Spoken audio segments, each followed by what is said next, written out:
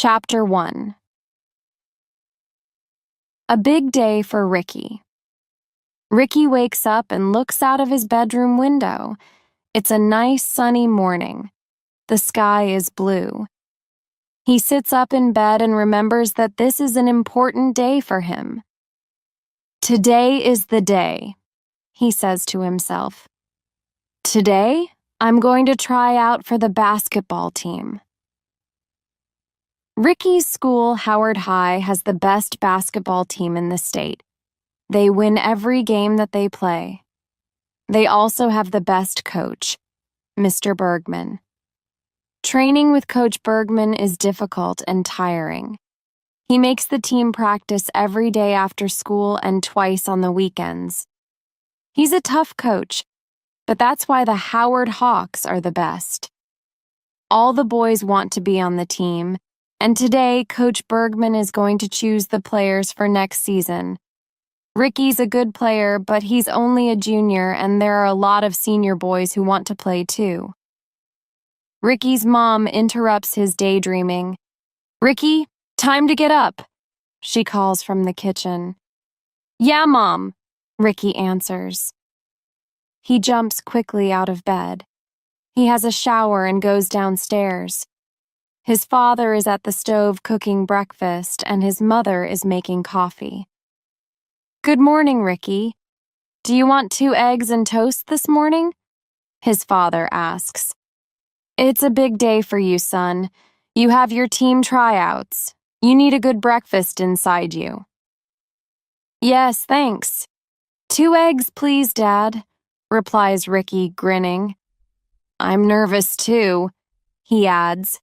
He takes some milk from the fridge and sits down at the table. "Don't be nervous, Ricky. You're a good player. I know you're going to get on the team," his mom says, smiling. "You practice enough." "Thanks, Mom," says Ricky, "but I'm only 16 years old. Don't forget, I'm only a junior. There are lots of seniors who want to play. They are big and strong." Mr. Anderson puts Ricky's eggs and toast on the table. "There you go, Ricky. Have some orange juice, too. You need all your energy today." Ricky eats his eggs and drinks the orange juice. The doorbell rings and Ricky's best friend, Tony Caruso, comes in. "Hi, Ricky. Hi, Mr. and Mrs. Anderson. Still eating, Ricky?" Tony asks and sits down next to his friend. "Hello, Tony. You have a big day today, too," says Mrs. Anderson. "You're trying out for the team, too, aren't you? Would you like some orange juice or coffee?" "Yes, thanks. Some juice, please," replies Tony. "Yeah, we all need all our strength today. Coach Bergman's going to be really tough on us this afternoon," laughs Tony. "You and Ricky are both talented players, and you're better than some of the seniors. You're going to do well," says Mrs. Anderson. "Thanks," says Tony. He looks at Ricky's father. "What are you reading, Mr. Anderson? Isn't that a photo of Howard High School on the front page of the newspaper? What does the article say?" "Crime in our high schools is increasing," quotes Ricky's dad. "It says someone broke 3 windows at the high school last night. They think vandalism and crime is increasing in schools in our area." At that moment, the phone rings. Mrs. Anderson answers it. "Yes, he is. Just a minute, please. Ricky, it's for you. It's Stacy." Stacy is Ricky's new girlfriend. She's in his class at Howard High. She's the prettiest girl in their year, and she's intelligent. Ricky likes her a lot. "Hi, Stacy," Ricky laughs. "What? Oh, thanks. We need some luck. Yeah, see you at school. Bye." "Stacy's a great girl, Ricky. You're really lucky," says Tony. Ricky is a bit embarrassed. He doesn't like to talk about his girlfriend in front of his parents. Yeah, I know, Tony. Your girl, Trish, is nice too, he says. Listen, we want to go to a movie this weekend. Do you and Trish want to come with us? He asks. Sounds fun, but we have to think about basketball today, not movies, says Tony. He picks up his glass of orange juice. Here's to us! Today we're going to play like Michael Jordan. The boys touch their glasses and drink. Ricky looks at the clock. Oh, it's late. We have to go, he says. He picks up his plate, puts it into the dishwasher, and gets his bag.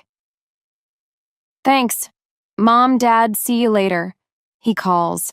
Bye, honey. Good luck, calls his mom. Good luck, son, shouts his dad. Chapter 2. Mysterious Messages. Ricky and Tony get off the school bus and walk towards Howard High. They're both very tense and excited. They talk about the tryouts all the way. It's going to be hard to study today, says Ricky. I'm too excited, and we have an English test this morning, too. Yeah, I know. It's going to be difficult, says Tony. They walk to their lockers to get their books. Hey, Tony, look, says Ricky. There's a note on my locker door. What does it say? Tony asks him. Ricky opens the note and reads it aloud. Don't go to basketball practice today. Something bad is going to happen. Ricky looks at his friend, puzzled. What does it mean, Tony? I don't know, says Tony. It's probably just a joke. Maybe someone wants to frighten you. Maybe someone wants to make the team and doesn't want you to come to the tryouts. Forget it, Ricky. He opens his locker. A note falls out onto the floor. Hey, Ricky, I have a note too, he says, surprised. He reads his note to Ricky. Basketball is for men, not boys. Don't try out for the team or something bad is going to happen. Who is sending these notes? Who wants to threaten us, boy? Asks Ricky. I don't know, but I don't like it, replies Tony. Hi, Ricky, says a friendly voice then, and Stacy Johnson walks over to their lockers. She is tall, with long blonde hair and blue eyes. She is smiling at Ricky. Hi, Ricky. Hi, Tony. How are you? She says. She gives Ricky a hug. Oh, hi, Stacy, replies Tony. Great. How are you? What's the matter? She asks then, seeing his worried expression. Is something wrong? Oh, it's probably nothing, says Ricky. We found 2 notes in our lockers, says Tony. We think it's a joke, but can I read them? Asks Stacy. She looks at the notes. I don't think this is a joke. Let's tell the principal. Hey, wait a minute, replies Ricky. We don't need to do that. I think Tony is right. The notes are jokes. I'm not scared. Let's forget them. Ricky, these notes aren't jokes, says Stacy. Someone wants to frighten you. But why? Okay, don't tell the principal, but please tell Coach Bergman. Suddenly, the bell rings for their first class. Time to go, says Ricky. Look, Stacy, don't worry. These notes are nothing. See you at lunch. Oh, okay, see you then. And Stacy walks down the hall with a worried expression. Tony and Ricky go to their computer class. They switch on their PCs before class starts. I want to look at last night's basketball scores, says Tony. He goes into the internet. Yeah, The Los Angeles Lakers did it. They won! They beat the Chicago Bulls! He shouts. I want to check my email, says Ricky, laughing. Ricky types in the password for his email. You have mail, the computer voice says. Ricky opens up the first message. It's from Stacy. From Stacy H.E.O.N.E.S. KL2 Dial to Ricky Aomias. K12. Eel subject. Good luck. Message. Hi, Ricky. Just a note to say good luck today at practice. See you at school. Love, Stacy. He opens up the second message. From Caper Who's Mail, com, to Rick E. Has, K12, Eel subject. Warning. Message. Don't go to practice today or something bad is going to happen. Tony, look, Ricky whispers as their teacher comes in. It's another mystery message. Wow, this is weird, replies Tony. Who is Caper? I don't know. The message doesn't come from our school. Look at the email address. Quick, check yours and see if you have any messages from Caper. Tony types in his password. You have mail, says the computer voice. Ricky and Tony look at each other. Tony clicks on the new message. Oh my God, it's from Caper too, he says, opening it. From Caper Who's Mail, com, to Tony Kihaicheches, K212, Isle subject, warning. Message, don't try out for the basketball team today. This is your final warning. What are we going to do? Asks Ricky. I don't know, says Tony. But I know one thing. These stupid messages aren't going to stop us. We're going to go to basketball practice tonight and we're going to try out for the team, and nobody is going to stop us. Chapter 3. The Basketball Tryouts. It's lunchtime. Thank God. I'm so hungry, says Ricky to Tony as they leave their English class and walk to their lockers. Me too. English is so hard. I'm always hungry after our English lessons, replies Tony. It isn't hard, it's easy, says Ricky, laughing. But you have to do the homework, Tony. Yeah, okay, I know, replies his friend. They put their books away, lock their lockers, and walk to the lunchroom. Hey, there's Stacy and Trish. Let's eat with them, says Tony. They walk over to the table where the two girls are sitting. Hi, what's the matter, girls? Asks Ricky, seeing their worried faces. Ricky, we're scared, replies Stacy. About what? Asks Ricky. About those notes you and Tony found in your lockers, says Trish. Please show them to the principal, says Stacy. They could mean trouble. Just then, two tall senior boys stop at their table. Hey, Anderson! Hey, Caruso! Are you trying out for the team today? Kyle Martin asks them. Yeah, and I'm going to make the team too, replies Ricky, laughing. Oh yeah? Well, watch out, kid. You don't want anything bad to happen today, eh? Says the other senior, Pat Jones, with a nasty smile. Pat and Kyle walk away laughing to go sit at another table. I don't like Kyle Martin and Pat Jones. They're bullies. They always make trouble, says Trish uncomfortably. Do you think they wrote the mysterious notes? Asks Stacy. Remember what Pat said. You don't want anything bad to happen today. The same words as your note, Ricky.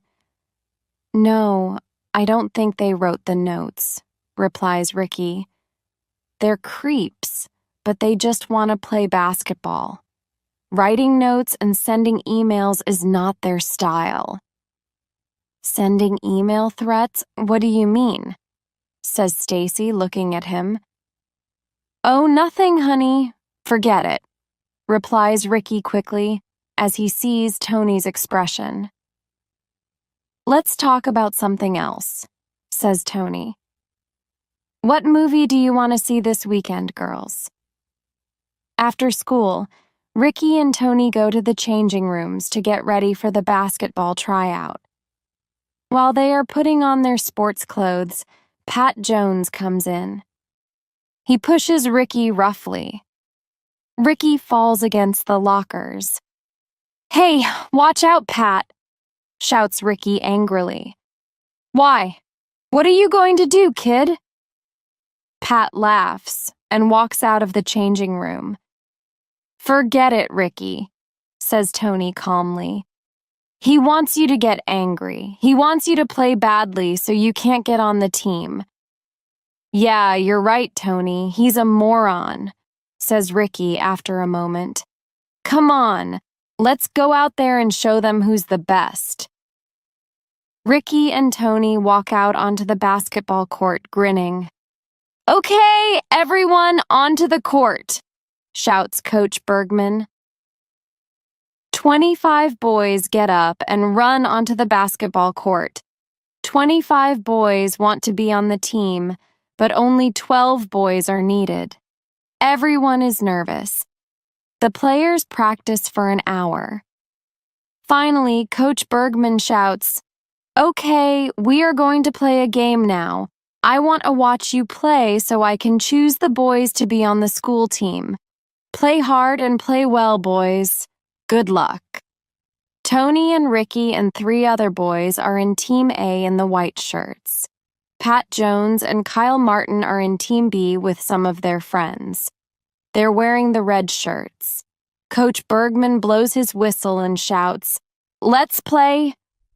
He blows the whistle again and the game begins. Tony takes the ball and throws it to Ricky. Ricky dribbles down the court, dodging his opponents to the basket. He plays the ball well. He sees Pat Jones coming towards him and tries a shot at the basket. It's a good shot, but he's too far from the basket. He misses.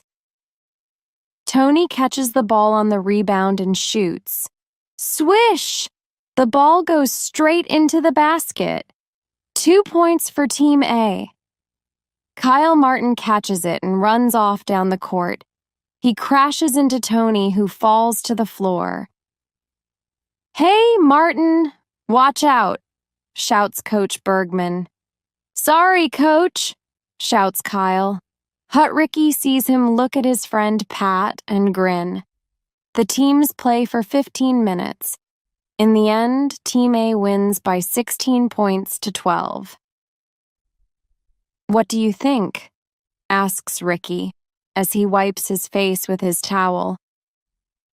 I don't know. It's going to be a really difficult decision for Coach Bergman. I sure hope we make the team, Ricky, replies Tony. Me too, says Ricky. Anyway, Tony, one thing is sure. Those mysterious messages were just a joke. Nothing bad happened at the tryout. No, it didn't. Not yet, says Tony. Chapter 4: A Hit and Run. The next day, Ricky and Tony arrive at school early. There is a van from the local newspaper in front of the school. 2 journalists are talking to a group of students outside the school gates. Why are those news reporters here? Asks Ricky, surprised. I don't know, replies Tony. Look, Trish, Stacy, and Mr. Stockton are talking to them. Let's find out what's going on. Mr. Stockton, we are doing another news article about the increasing problem of crime in our high schools. Is there a lot of crime at Howard High? One news reporter is asking the principal. Mr. Stockton says, No, we don't have much crime here. Sure, we have some vandalism and we have some minor discipline problems. A few students have truancy problems, but there's nothing major. I think our students feel safe here. Stacy and Trish, do you feel safe at this school? The other reporter asks the girls. Yeah, usually I feel safe, replies Trish. But there are some bullies at the school. What exactly do you mean? What do they do? Asks the reporter. Well, some students are using notes and email. But Stacy interrupts her friend. No, we don't have a lot of crime at our school, sir. We feel very safe here. She frowns at Trish and whispers, Not yet. We don't have any proof, Trish. Trish nods her head. She smiles at the reporters. Yes, all in all, we feel safe at Howard High. It's a good school. Well, thank you, Trish, Stacy, and Mr. Stockton for your time, says the reporter, closing his notebook. Don't mention it, replies the principal. You're welcome, say Stacy and Trish. Tony and Ricky run to catch up with Stacy and Trish. Hey, what did they want? Asks Ricky. They're writing another story on crime in high schools like the one in the newspaper yesterday. Remember the broken windows at school the other day? Says Trish. They're trying to find out what happened, who the vandals are, and why they did it.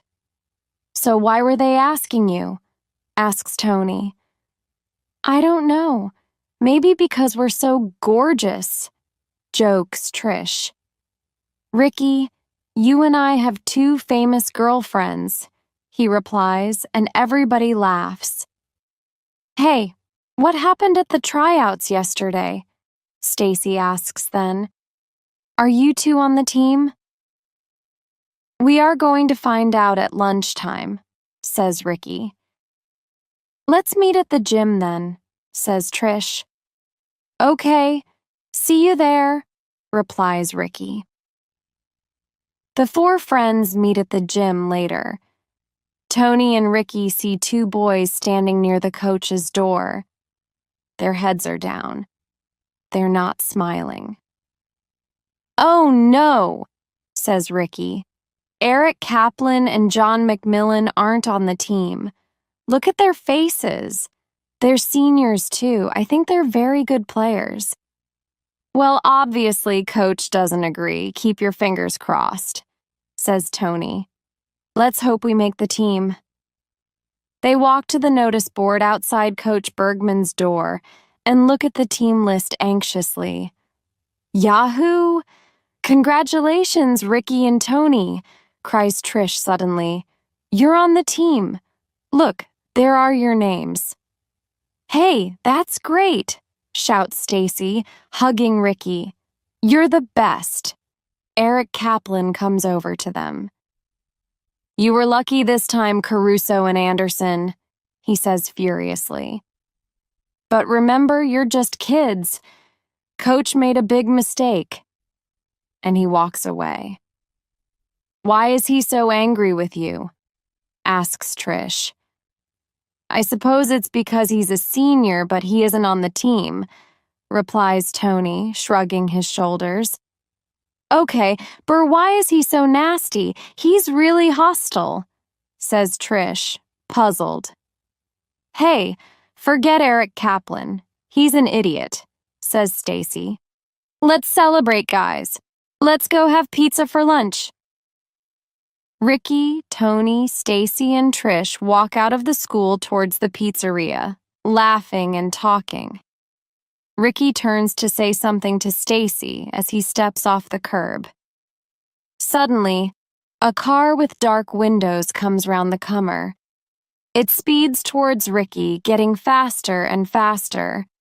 Nobody knows whose car it is. They can't see the driver. Ricky, watch out, shouts Tony, and Stacy screams, but it's already too late.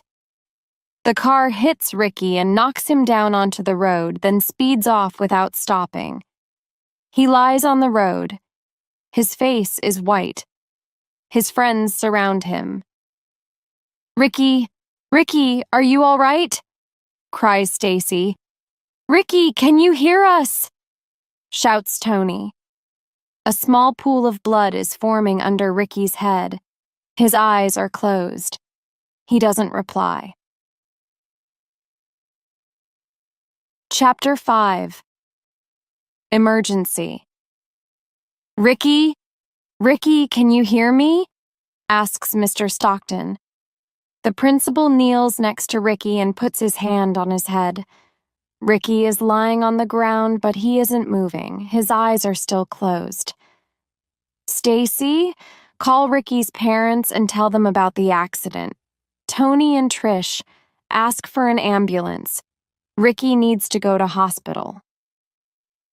Stacy uses her cell phone to call Mr. and Mrs. Anderson. Trish runs into the school to call the hospital, but she can't find a telephone. She stops one of the students and says, "Please help me. This is an emergency. We need an ambulance.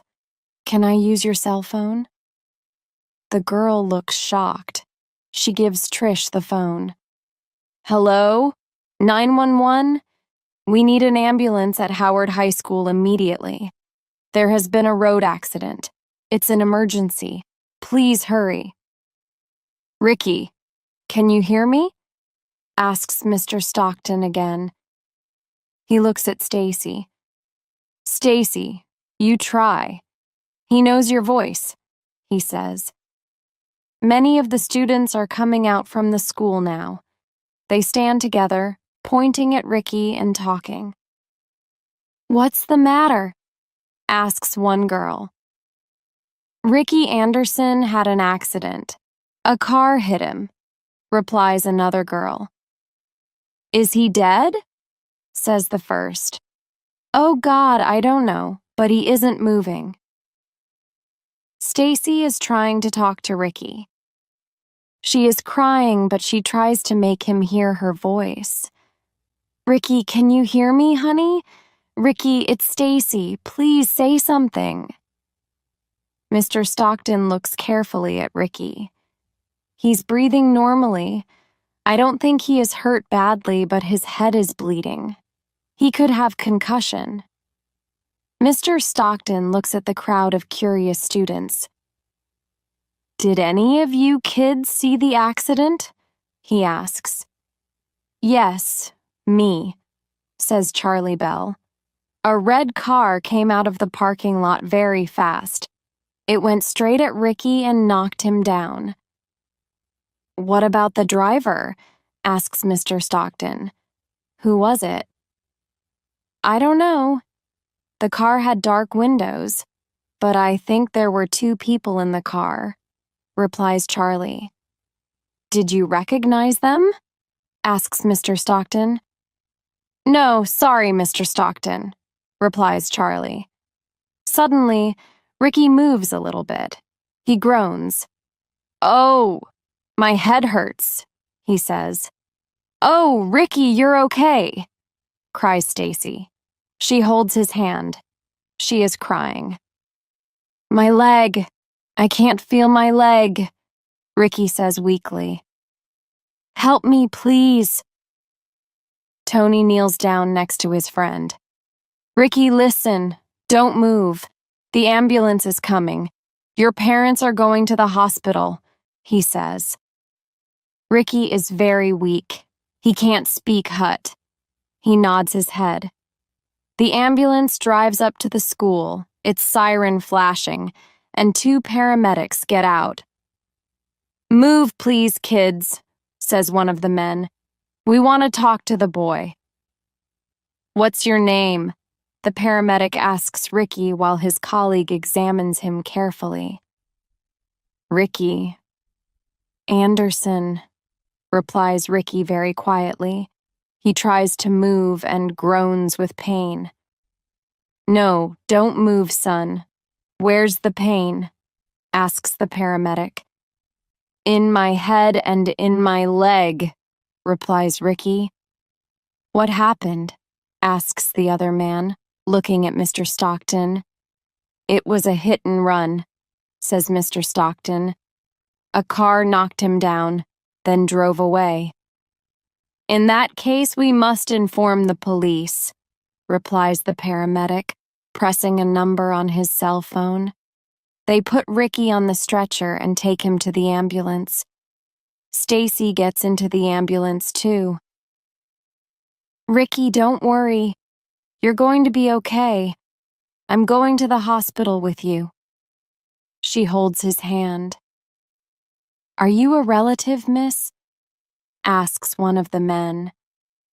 No. But, begins Stacy.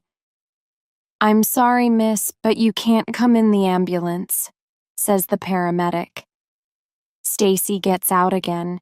She is very upset. Don't worry, Stacy, we're going to the hospital, says Tony. Come on, we can go by bus.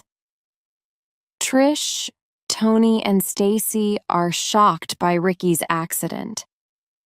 They sit in silence on the bus. All of them are thinking that maybe it wasn't really an accident.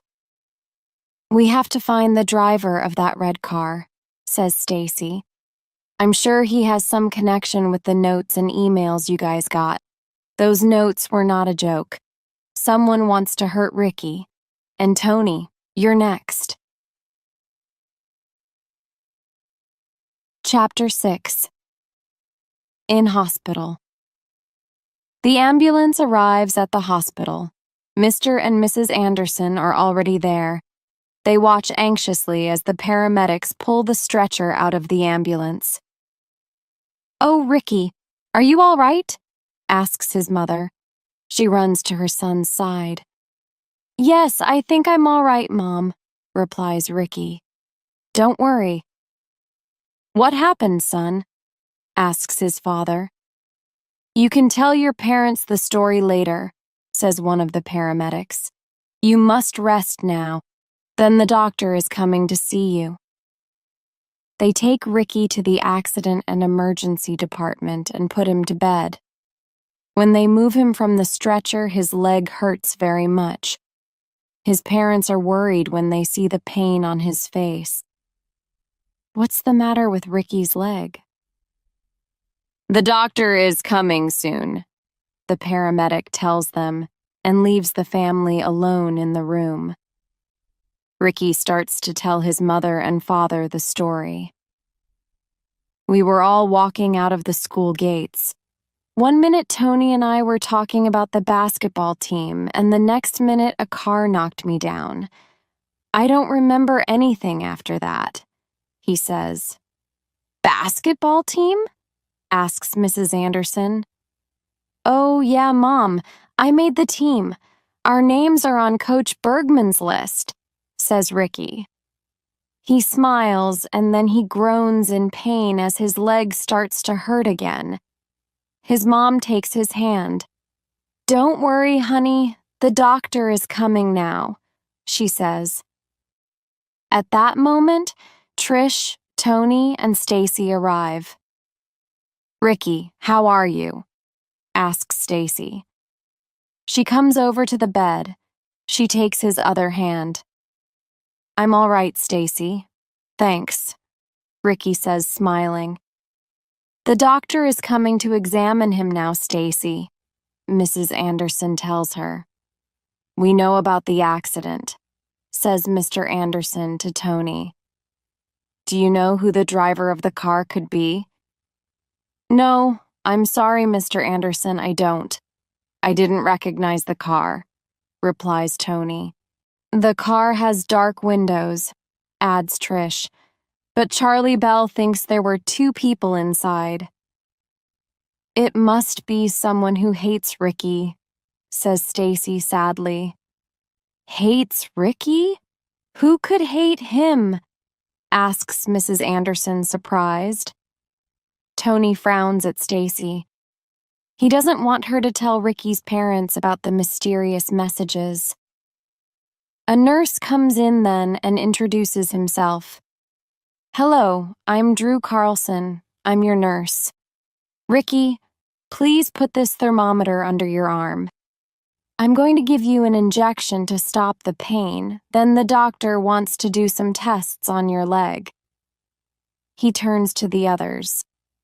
I'm sorry, but you must all wait outside for a few minutes.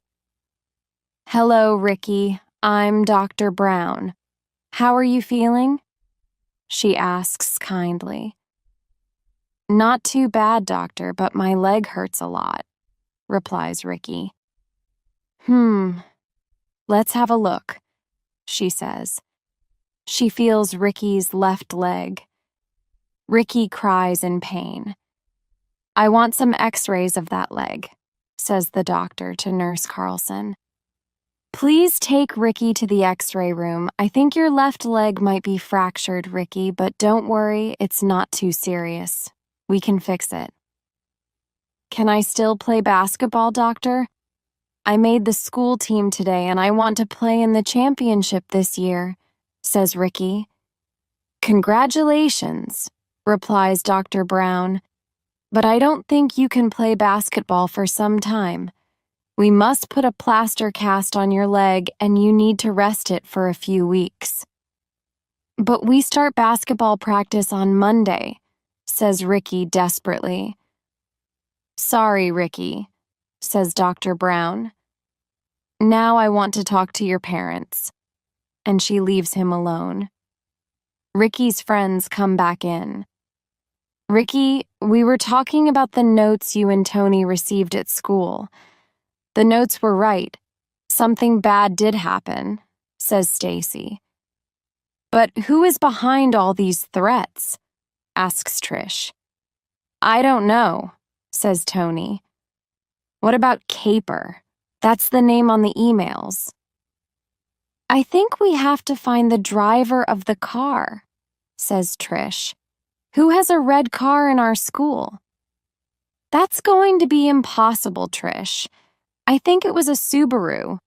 But there are a lot of red Subarus in town and the car could be stolen. Wait a minute, I remember something, says Stacy slowly. The car has an unusual wheel. The back wheel on the right was different from the others. That's a good clue, says Tony. I'm sure Caper and the red car are connected. When we find Caper, we find the mystery driver. Don't worry, Ricky.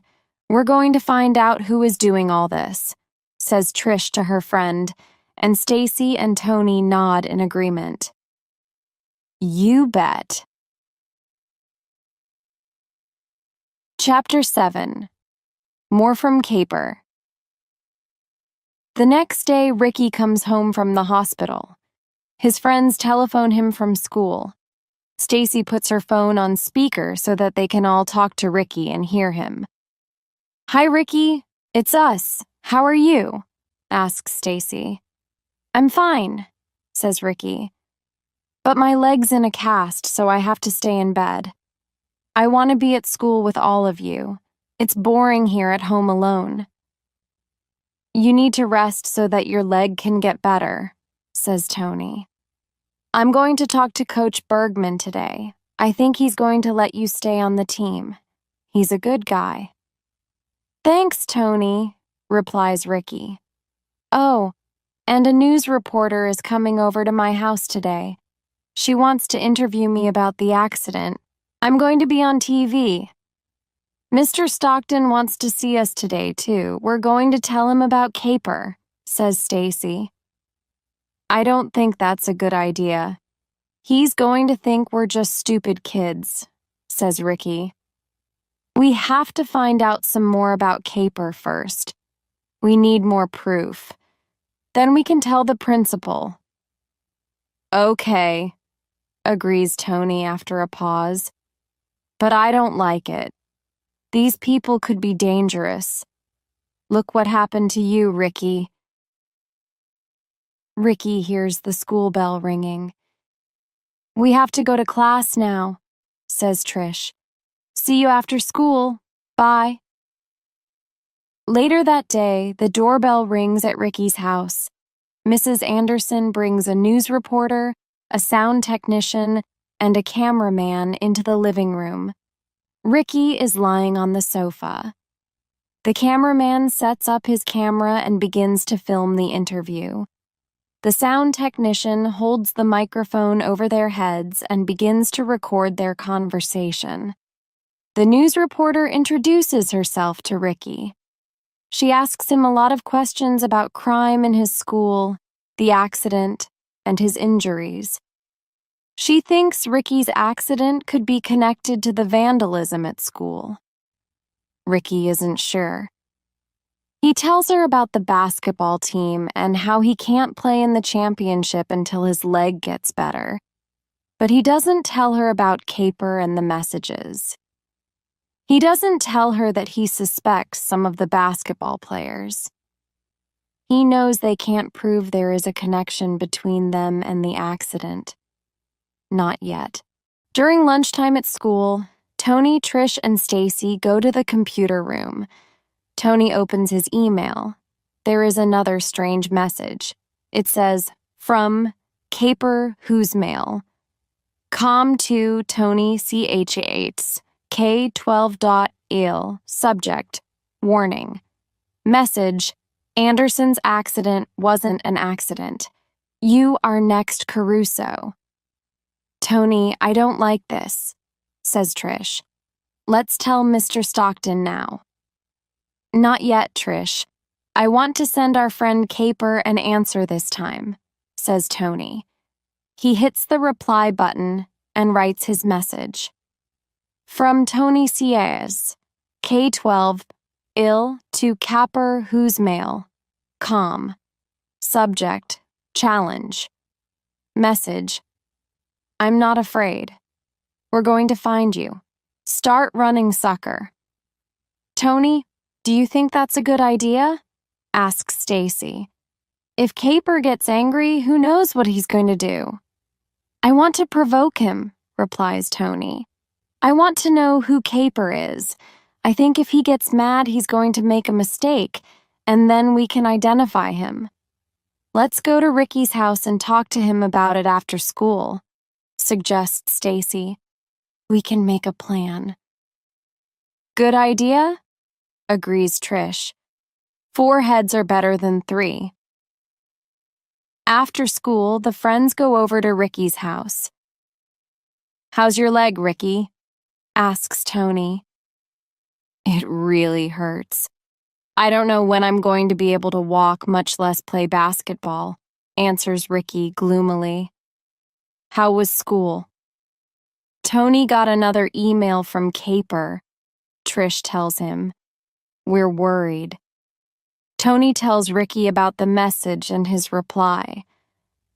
We have to find out who Caper is, says Ricky. That's the key to the mystery. I think he's a basketball player, says Stacy. He wants to hurt you and Tony because you made the team.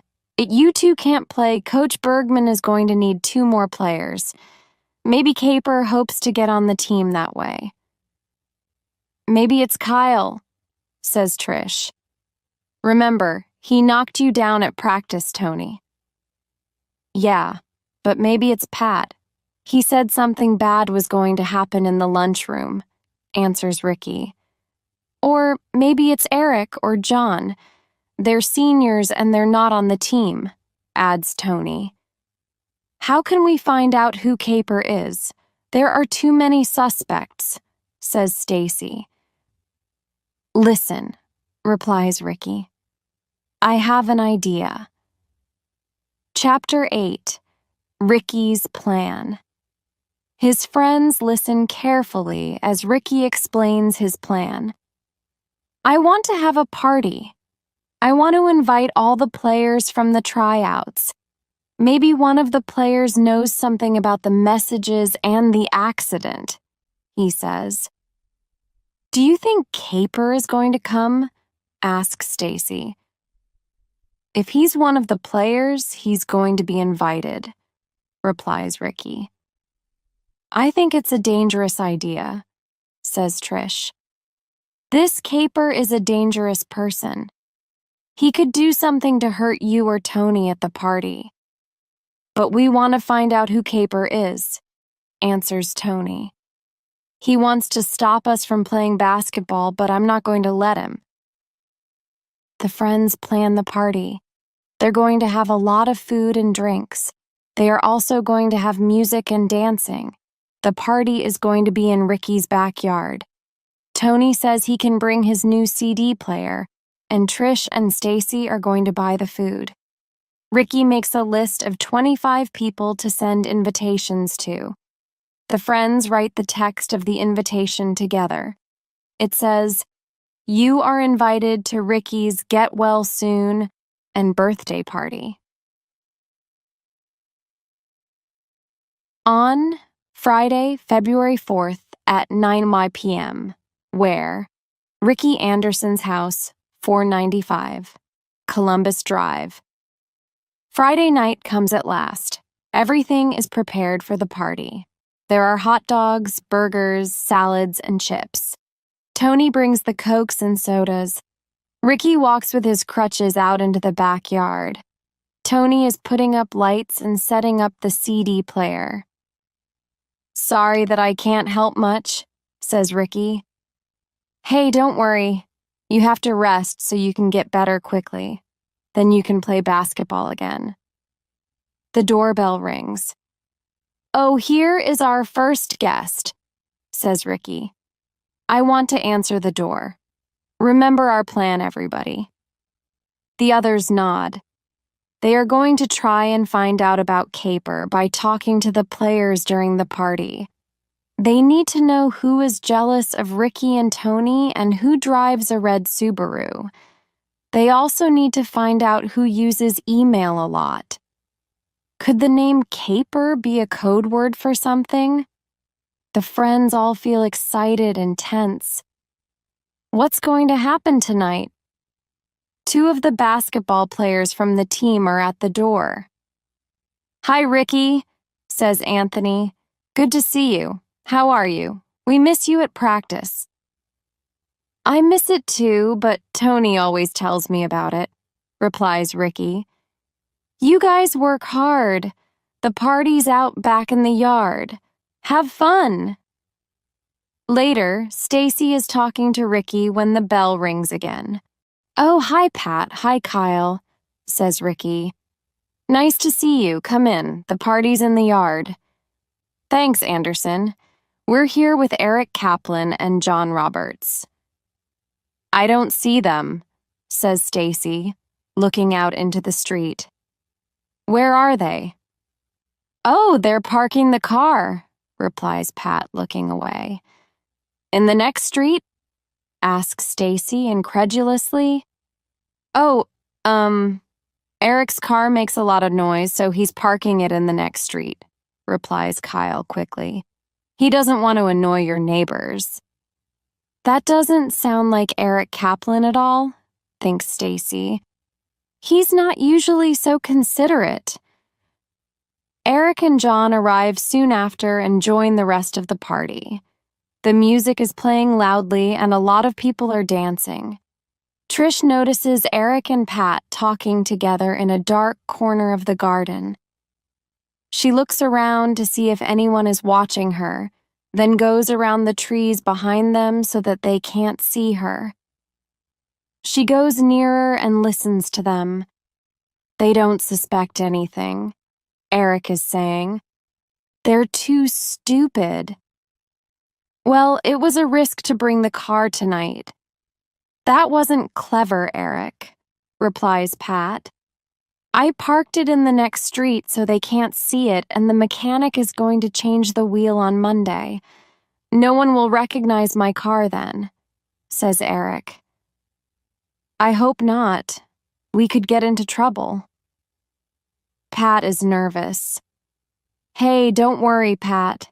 Anderson isn't going to play basketball again, and we're going to stop Caruso too," replies Eric. Let's go back to the party before someone notices us," Pat says. Trish quietly comes out of the shadows and goes over to Tony. "Tony, quick, get Stacy and Ricky and meet me in Ricky's room in 5 minutes. I have something important to tell all of you." The four friends are sitting on Ricky's bed looking expectantly at Trish. "What is it, Trish?" asks Stacy. "I think I know who the driver of the red car is," replies her friend. "Who?" asks Ricky. "Eric Kaplan. Now he wants to stop Tony, too." Tony's face is white. "How do you know that, Trish?" he asks. "I heard them talking in the garden. They didn't see me," she explains. "What are we going to do now?" asks Stacy, afraid. "I don't know yet," replies Ricky. "Let's go back to the party before they notice we're not there.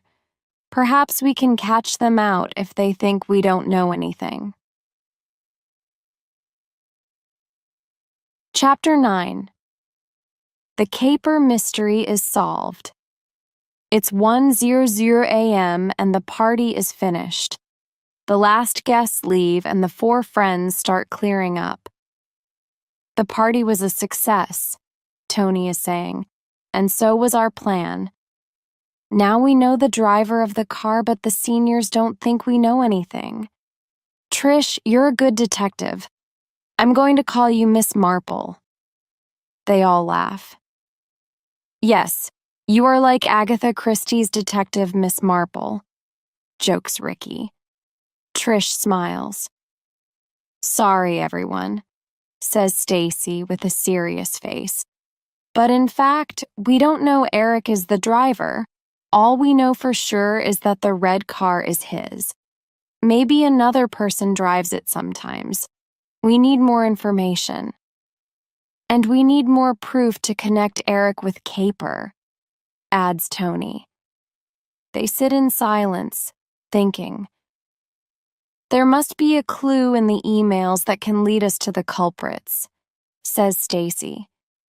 "Caper, C-A-P-E-R, Eric Kaplan. But where's the connection?" She writes the name Eric Kaplan on a piece of paper and studies it. Eric Kaplan, Kaplan. Eric E. C-C-E-E, Kaplan. Eric C. Capper. Look! She shouts suddenly, "Caper!" Stacy shows them the paper. "Look at Eric's name, Eric Kaplan. Do you see the connection?" "I don't see anything," says Tony, puzzled. "Stacy, you're right," shouts Ricky. "Look, Tony, Trish, she's right. Caper is Eric's username on the computer. He uses the initial parts of his name for his username, in this case the first 3 letters of his last name and the first 2 letters of his first name, C-A-P-E-R. Congratulations, Stacy. You're too clever to go out with an idiot like me." "Good work, Stacy," says Trish. "Now let's catch Caper." "How, Trish?" asks Tony. "We're going to send him an email," she replies. "But he mustn't know it's from us," says Ricky. "Yes, you're right, but we can send the message from my dad's computer and use a false username," replies Trish. "He's going to think the message is from Pat." "How?" asks Stacy. "We don't have Pat's password." "We can trick Eric. We can write to him with a new username and tell him that it's Pat's new username. We can say that he has a new username now because the old one isn't safe." "What are we going to write in the message?" asks Tony. "It's too late to write the message now," replies Trish. "We have to think about it carefully. Let's meet tomorrow afternoon at my house to prepare the message. Tony, can you give Stacy and me a ride home?" "Sure, I have my mom's car tonight. It's parked outside. Come on, girls, let's go. Ricky, see you tomorrow." "Okay, guys, bye." "See you," replies Ricky sleepily. On the way home in Tony's car, Tony and the girls are talking about the party. Tony comes to a red light and puts his foot on the brake. but something is wrong. The car doesn't stop. Tony pushes and pushes on the brake pedal, but nothing happens. "Tony! Tony! What are you doing? Stop the car!" shouts Stacy. "I can't!" cries Tony. "The brakes aren't working." Another car is coming towards them very fast. Tony turns the wheel hard to avoid the other car. The girls see the black post of the traffic lights in front of them. Stacy screams as the car smashes violently into the traffic lights. They all fall from their seats.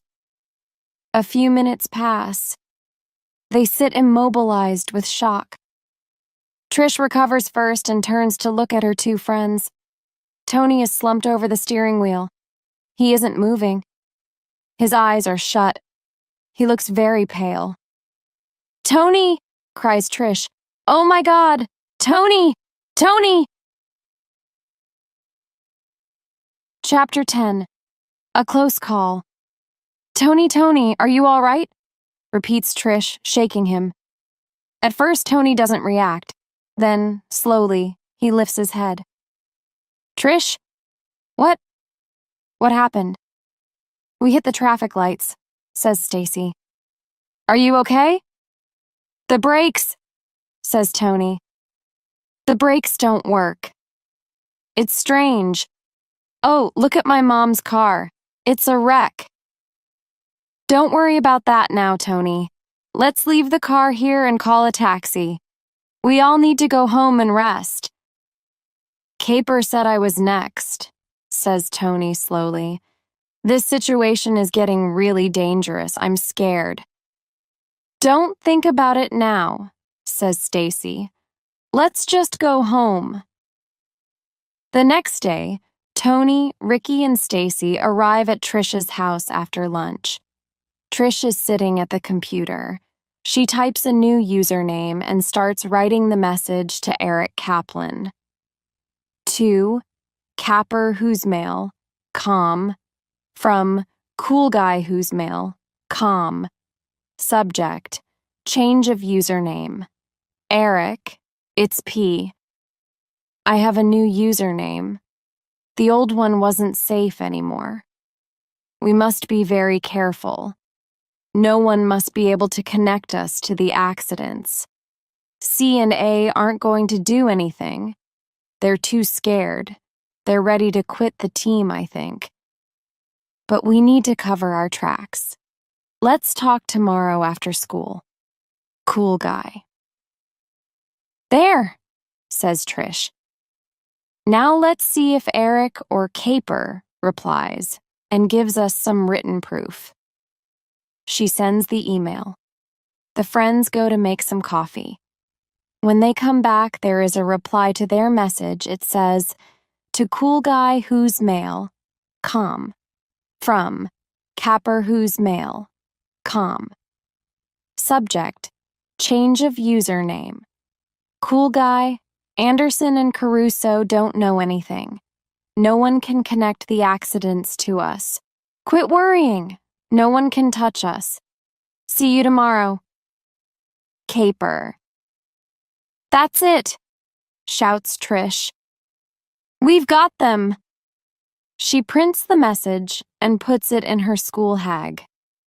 "Tomorrow afternoon we can go and see Mr. Stockton and tell him everything we know. But we still don't know exactly what Eric and Pat did or who helped them," says Ricky. "You're right. But Mr. Stockton can investigate that," says Stacy. "We don't want any more trouble." The next morning, Tony and Ricky are in the computer room at school working on a maths problem. Suddenly, Pat, Kyle, and Eric come into the room. They close the door and Kyle puts a chair in front of it so no one can come in. Tony is nervous. "What do you want, Pat?" he asks. "Don't move, Caruso," says Eric sharply. "Sit down, now." "You think you're really smart, you two, don't you?" "Well, we're on to you," says Pat. I don't know what you're talking about, replies Ricky defiantly. Now, Anderson, that's not very honest for a good little Boy Scout like you, sneers Eric. Yeah, a boy that's always top of the class and sucks up to Coach Bergman to get on the team, adds Pat. Eric shows them a printout of their email with the false username. Kyle was at my house yesterday when I got this. He went to play billiards with Pat. He asked Pat about his new username, but Pat didn't know anything. Tony and Ricky say nothing. They feel scared. I suppose now you want to go blab to old Stockton, eh, Anderson? Well, we're going to teach you a lesson. You have to understand we mean business. Ricky stands up, but Eric steps forward and pushes him to the ground. He's very angry. Ricky tries to get up, but Eric pushes him again.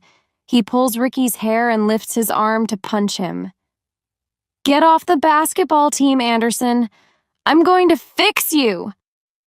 Tony tries to catch Eric's arm, but Kyle and Pat hold him back. Eric, don't! He shouts. That's not the way. Don't make any more trouble. Shut up, Caruso. You're next, shouts Eric. Chapter 11. Return to the team. Suddenly they hear voices in the corridor outside. Ricky sees Stacy's face at the glass panel in the door. Someone tries to open the door from the other side. Kyle shouts to Pat to help him keep it shut. Eric is too angry to notice. He hits Ricky on the head. Ricky is on the floor. He can't get up because of his leg. Then he sees his crutches next to the computer table. If he can reach one of them, he grabs Eric's leg and pulls him down. Eric falls and, at that moment, Ricky grabs the crutch and pins him down with it. The door opens with a crash, and Mr. Stockton and some of the senior boys burst into the room. That's enough, boys, he shouts. Kaplan, Martin, Jones, go to my office immediately. You're in serious trouble. The police are coming for you. Eric is furious. As the seniors lead him and the others away, he shouts at Ricky and Tony, I'm going to finish you. I'm going to break your other leg, Anderson, and yours too, Caruso. Later, the four friends are in the lunchroom at school when Mr. Stockton walks over to the table. He smiles at the four students. Kyle, Pat, and Eric are not going to be in school for a while. The police are investigating their part in Ricky's accident and the problems with Tony's mom's car. Kyle and Pat aren't going to play basketball this year. Coach says he doesn't want troublemakers on the team. He turns to Ricky. I see you don't have your crutches anymore, Ricky, he adds. When are you going to start basketball practice again? Well, the doctor says my leg is much better. I can start playing again next month, replies Ricky. That's good, but take it easy. You don't want to hurt your leg again, says Mr. Stockton. Now, there's a newspaper reporter in my office who wants to talk you. He wants to do a story in the local newspaper about Eric and your accidents. Come to my office in 30 minutes. Stacy, Trish, you two girls too. Later in the afternoon, Ricky and Tony are in the locker room. Tony is getting ready for practice when Anthony comes in and talks to them. Kyle Martin and Pat Jones are off the team. Coach says I'm on the team. I'm going to play in the game on Friday night. That's great, Anthony. You're a good player. You deserve it, says Ricky, smiling. I hope your leg gets better and you can start playing again soon, Ricky, replies Anthony. We're going to be a fantastic team this year. They walk out onto the basketball court. Ricky sits down to watch the practice session. He thinks, Now all the trouble is finished, I just want to play basketball. Chapter 12. Ricky's Long Shot. 4 weeks later, the basketball championship starts. The boys from Howard High are in the gym practicing for their first game on Saturday. Ricky is back. It's his first practice since the accident. He wants Coach Bergman to choose him to play on Saturday. He tries to run fast, but his leg hurts a bit. "Take it easy, Anderson," shouts Coach Bergman. "Don't force your leg. We need you for the game on Saturday night." Ricky is pleased. He is going to play in the game. He works hard during practice. He shoots well, he plays intelligently in the practice game, he plays well with the other players. After practice, he and Tony walk to the showers. "You played great tonight, Ricky," says Tony. "If you play like that on Saturday, Redwood High doesn't have a chance." Coach Bergman comes into the locker room to talk to Ricky. "Anderson," he says, "I think you're ready to play in a real match. I want you there on Saturday. You and Caruso are a great duo." "Thanks, Coach. That's fantastic," replies Ricky. "Oh, and Ricky, I'm sorry for what happened to you and Tony. Kaplan and the others were really out of control, but they're going to be punished. I hope now they understand their behavior was very wrong. You can't become a good basketball player by threatening other players or hurting them. You and Tony are not only better players, but you're better sportsmen than they are."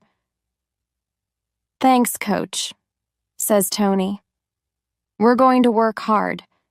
We appreciate that you chose us to be on the team, even if we're juniors," says Tony sincerely. "Okay, boys, show me I was right. Win the match against Redwood High on Saturday," laughs Coach Bergman. It's Saturday night and the arena is full. There are a lot of people watching the game. The band is playing loud music and the cheerleaders are dancing with their pom-poms. The two teams run onto the court. They practice shooting and throwing the ball. Then the buzzer sounds and the game begins.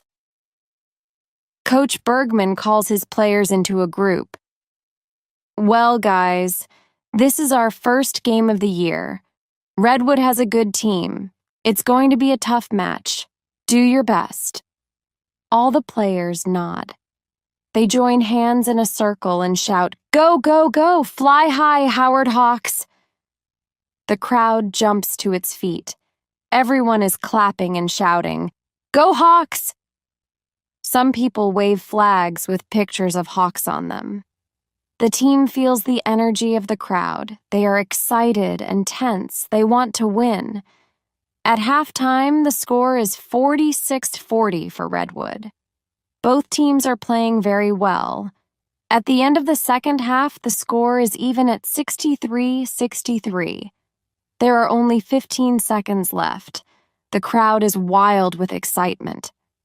Coach Bergman calls a timeout. "Okay, boys, we only have one more shot. Anderson, do you want to take the shot?" "You bet, Coach," Ricky replies. "Okay, then. Do all of you remember the setup?" "Yes, Coach," the players say. The buzzer sounds. They go back onto the court. Tony passes the ball to Anthony, who throws it to Don. Don dodges two Redwood players and passes to Ricky. Ricky jumps, takes aim quickly, and throws the ball at the basket. Is the shot too short? He's still a long way from the basket. It doesn't go in. Ricky's heart sinks, but the referee is blowing his whistle. Ricky has 2 free shots.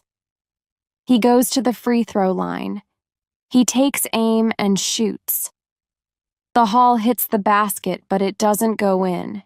He misses the shot. "I have to make this second shot," he thinks to himself. "It's our last chance." This is the longest shot of his life. He takes a deep breath, fixes his eye on the basket, and shoots. The ball goes around the edge of the basket twice. He thinks, "Go in, please go in." Then the ball drops. It's in. Ricky scores. The crowd goes crazy. The Hawks win the game by 1 point. The players carry Ricky on their shoulders around the arena, and the crowd shouts and cheers. He sees his parents standing, waving to him. They are very proud. He sees Stacy jumping and cheering and Trish next to her. He knows that this is the happiest moment of his life. After all the difficulties he had before this game, now he knows it was worth it. The day he played the long shot.